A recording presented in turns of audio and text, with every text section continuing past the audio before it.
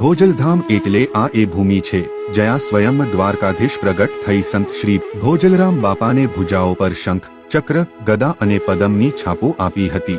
ભોજલધામ એટલે જયા સંત શ્રી પૂજ્ય ભોજલરામ બાપાએ તપ સાધના કરી હતી તે પવિત્ર ભૂમિ। ભોજલધામ એટલે પૂજ્ય જલારામ બાપા, પૂજ્ય વાલામરામ બાપા જેવા મહાન સંતોનું ગુરુસ્થાન।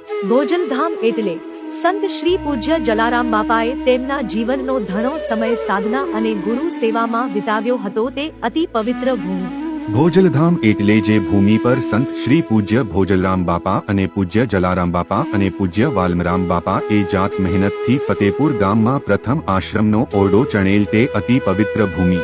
ભોજલધામ એટલે ફતેપુરમાં ધર્મની ધજા ફરકાવતી સંત શ્રી પૂજ્ય ભોજલરામ બાપાની જગ્યા જયા 200 વર્ષથી પૂજ્ય ભોજલરામ બાપાના સ્મૃતિ ચિહ્નો, ઢોલિયો, પાઘડી, માળા તથા કંકુ પગલા પૂજાય છે।